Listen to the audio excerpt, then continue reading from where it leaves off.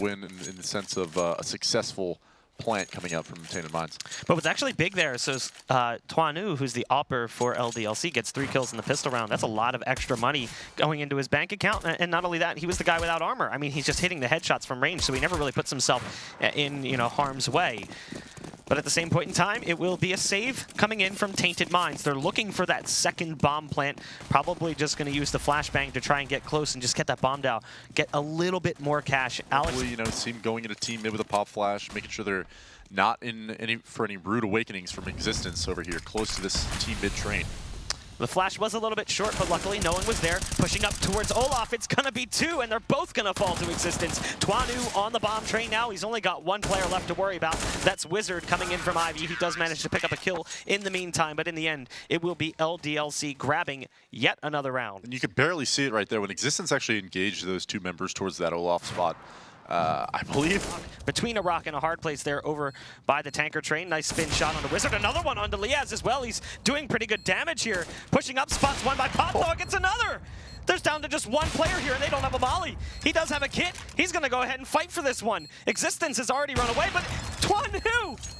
I mean, it looked like they were going to go for the save. Tuanu sticks around. He's like, I can't save in this situation. I'm just going to fight my way out of it. And he fights his way to a 4K in a clutch. He can't believe it. They all peeked me one after one, I'm sure is what he said. Flashes, more nades coming out and exchanged in both directions. Tuanu is there as well, but the smoke gives them a bit of cover to try and peek out and find a kill on one of these players on the outside site. Mistu will be the first one to die in this round.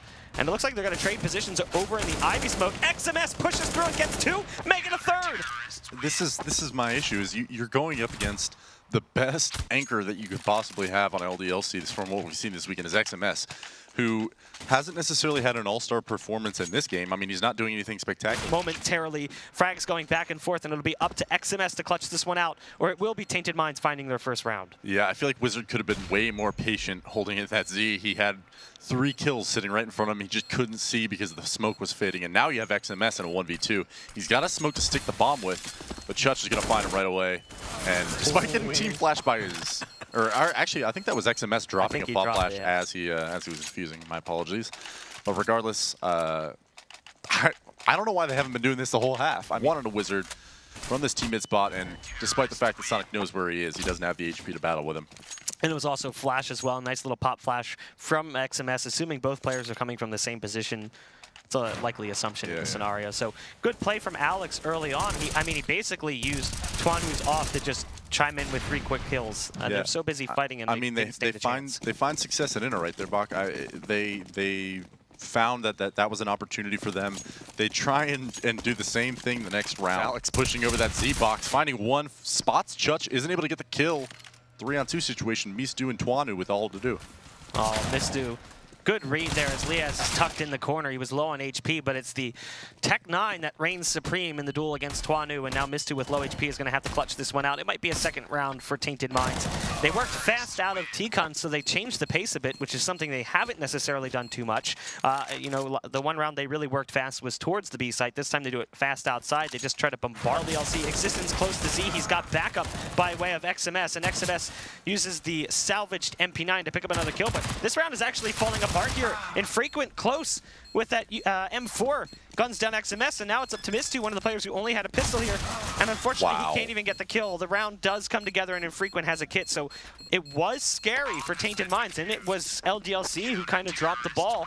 Very reminiscent of Tainted Minds in the first half on their B take. Yeah, I mean, that was very, very dangerous for Tainted Minds. Infrequent coming up. Bomb planted here in round 20. Chutch moving up with a pistol, doing a little bit of damage, but not much. Eventually, XMS does go down. Now it's up to Alex, who's on high with the AK. And now he knows where Liaz is. He's just going to reposition.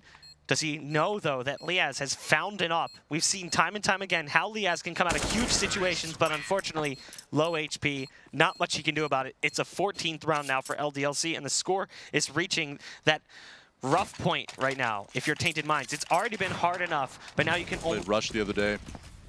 I'd like to see more of that. The issue is now you're at a 15-round mark, and if you fail your aggression, things can get costly. A fast Ivy play. Sonic is blind. He's falling off. LDLC just pressing the attack. And Existence came out of teammate, snuck all the way up the bomb train, and wraps around towards Ivy, finds Infrequent and Wizard. That cannot happen. Sonic now pressed up against the back lanes, falls, and now it's Chuck in a 1-on-4 to save this map for his team. Not going to do it. Twanu closes it out. 16-8 is the final score. LDLC. Not seen him. He has no idea that XMS is doing this. That's 4-3 for you. If he was 16-9, maybe, I don't know. Misflash from XMS, though, costs him the ability to take the fight, but it doesn't even matter. XMS now in a 1v1 with Wizard, and he spots him coming up from Catwalk. All he has to do is buy time, but he doesn't buy enough. 3 HP, all that remains for Wizard. Wizard, again, just saving his team when it seems like all hope is lost. He catches that dink through that board. Now it's 4-2 Tainted Minds, but LDLC doing a good job of keeping the economy low. And we actually, like you said earlier, LDLC, Twanu needs to be your man at A that is just finding kills and stomping the aggression at long A. So see whether or not he can. He finds one, and he faces 4 more opponents over there at long A. So finally, you're feeding the most demoralized player with all 5 kills, essentially. Existence, actually. How do you steal an ace like that? Twanu is literally just chilling there. He's like finally, I'm going to be feeling good. I'm going to be confident for the rest of this game with this quick ace. I'm sure he's fine with it. Boost on short. It dedicates so many players to it because it requires a player to boost 2 guys up onto the sandbags, and then of course you have to actually boost on top of the sandbags. It nets them that early key or kill. We'll see if it's going to be key for them. And there it is. XMS and Mistu both chime in with kills of their own. Twanu finally picks up 1 with the op, and you can hear some hype coming in from LDLC. They are enthusiastic about grabbing that round because they desperately needed it. Otherwise, Tainted Minds could be forcing, that 3rd map. And it's weird. LDLC comes into this one. You can see they've done their research. They have. Tables have turned. Now the CT's on the A site, and your post-plant positions from Rogue are interesting nonetheless. A scout from Cadian all the way on Catwalk. This is not something you would expect, but the bomb planted for him. Glace getting some kills as well. Now Rollin will have to abandon ship and honestly stay alive as best as he can, falling back through, and he's going to put his back to the market. There's a player behind him, a shot into the back end, and Cadian will follow through. A good force buy right there gives them enough for a victory. Yeah, and Glace coming up huge with that 3K throughout that round, and you saw how they got the bomb down in front of Triple. The kill on the backside, they know that the A side stacked. This is pretty interesting that they still continue to hold these positions and try and press this issue into the site. They're taking a little bit unnecessary risk with all this time on board. Sparrow's instead going to punish it. They've got themselves that 1. Can they make it any more expensive? It looks like they've done a ton of damage. In fact, 3 players for Rogue are down into the position where Furlan might be able to one-tap them all. He's got that B250, but Glace is there. Yes, a little bit of an unnecessary risk right there, but there is overwhelming brimming of confidence with Rogue. Yeah, I mean, the odds are definitely looking under balcony. That could be a kill. Mihu going towards CT spawn was definitely a mistake there because it messed up any semblance of a crossfire that they could have had. Well, this should be another round for Rogue. They're up against just some pistols, and they've stolen that AK. We saw at the very end of the last round, Rollin was able to get a nice dink and keep the AK and at least give them a hope and a dream. Oh, but Mihu might be able to give a little bit of razzle-dazzle for his comrades in arms as he 1-digs Cadian in the face. It's still a 1-man advantage for Rogue, however, 4-3. Second, Rollin. Big plays from him right now. He's got chest armor, so aim punch not a factor, but he still has 2 players out in front of him. This would be a 1v4 if Rollin would be able to pull this in, but currently stands at a 1v2. Bubble peeks his head out. Man, they're giving him so many 1v1s, and Rollin's going to reset for another one. Tensky alone now. Flashbang over the top. Rollin turns his head, and he gets the 1v4 clutch. Beautiful play from him. Wow. Wow, they have the entire A site, and for some reason in A main, there was pressure coming through CT, most certainly, with 3 players coming in that direction. Yeah, and the reason they did that is because they smoked off the right side, and they saw they were pushing CT, so nobody came jungle, nobody came stairs from any of the CTs, and that's a very different retake than you would normally see. Normally, you definitely have pressure all across the map, but I thought that was very, very clever coming out of Rogue there, and a pretty smart, idea and thinking and thought process, and I really commend them for that. All right, well, Cadian able to follow it up with another kill. So another retake situation where market control is key right here for Furlan. He needs to come up big once again on these retakes. If he gets 1 and dies here, it's going to be tough. If he's able to get 2 though and have success like we saw, on that A site, then all of a sudden we're going to be seeing a Kinguin round win probably. Well, 2 kills go elsewhere. Furlan gets himself that first, but it is much much cleaner than what I anticipated with these CTs coming into the site. Now, they finally gave the B site some attention. They had been hitting A repeatedly, it seemed, and they weren't really, well, they weren't even split up across the map in its entirety. We see Glace was over in the Palace. He didn't see much of anything, and it's going to leave Bubble alone. Kind of greedy to try and play that one alone. If he did get that kill, that'd be like, A-okay, fine, you got that one. Now you're still up against 2 players on the site. That forces Glace's hands, and he has to end up in this save, though there still is that cushion for Rogue to work with. It's going to end up being an 11-15. Yeah, I mean, it's definitely the proper, like, that's the right choice, though, for him to try to retake early. Right there, even his teammate was too far away to ever wait for him in that situation. If he was going to win the round, he needed to get in there and get probably 2 kills and force it into a 1v1. If he waits and it's 3v2 and you're up a 3-on-2, both Kinguin players are lit and they can't quite get the bomb to the site. Do they try? The spray through the at least semi-truck will be able to prevent all that damage. So missions accomplished as far as Kinguin's concerned. They would love to be able to take these players down, though. There's the first Mihu able to get that kill, but Cadian on the back end, the bomb planted on his side of this. He's going to have to overcommit around the truck to get those kills, and there's a round going the other direction. Yeah, and everything was going well for Rogue there. I mean, they got the entry over very slowly. They want to make sure they don't have too many casualties. They don't want to give Kinguin any chance to win this round. They're still using their flashbangs and their utility. They're in position to trade kill. And Bubble gets a great shot on Rowan. Now Spiro with a beautiful deagle shot.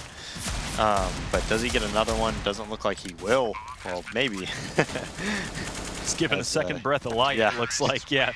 I don't know how those shots ended up missing him. Maybe there was a little cardboard cutout of a CT made by bullet holes behind him. But a round that you would expect to go the way of Rogue. And Kinguin bought up a little bit into it. Yeah, not too much. No, not too much invested fine. into that round, so they seem comfortable. And Picked by a Molotov, and Tensky's going to secure that region. Team Kinguin far more passive than Rogue was on their own CT side. So much so that Victor walks into the A site, walks right into a trap. Looks like Bubble is able to get the trade as they pour into the site itself. Mihu is given some smoke cover, going to get point-blank range. Nice edge of the smoke shot there. He's got himself 2, working on number 3. Can he get it? He does! Mihu, beautiful play at point-blank range around the pillar to at least keep his team in the running. yeah, and great job by him. I mean, Rogue opts for just a quick pop flash and a take. Right off the get-go. Yeah, I think that might have been an ace, actually. Was it? Did he get Cadian as well? I think so. When he was crossing to the left before he peeked that, I think he got him. So, a nice little ace by Mihu there. Yeah, look at how quickly he just kills the 2 guys and just doesn't even like spray his gun after that, right? Just kills them as soon as he sees them, doesn't panic or anything. So very nice play by him. Yeah, nice controlled effort. Not to get too excited as things progressed. 3 players running through the monster. Is the op, and Glace is going to get himself a second one, a 3-on-3, and the CT is spread out all across the map. But again, the bomb was dropped. Time is of the essence. 5 seconds left. As he starts to plant it down, it will go down in the nick of time into its default position. And Victor guarding the backside of the caboose of this team train as they're picking off players one by one. Mihu left alone, gonna have to capitalize again, just like he did last round. Last round, of course, it was against much squishier, unarmored targets. So he's snuck his way at least through the bathrooms, but they are aware that this is a weaker position in their defense. He now pokes his head through long. He is exposed from the bank if he so chooses, but he touches the bomb once. Everybody a problem. What a great flashbang, but still Sparrow can't get anything done with it. The Molotov obscuring some of Furlan's vision. He still gets himself 1 kill, gonna get himself a second one. Now it's Cadian and Glace up against the wall. 19 seconds to work with. Cadian up close and personal. The dice box knows that players are over towards the side of the truck. And that's it. Glace gets the last 2 kills, and Rogue take the series 2-0. Yeah, and Glace manned up those last couple rounds. He came up huge right when it was looking like Kinguin, like, trust me, like they were holding.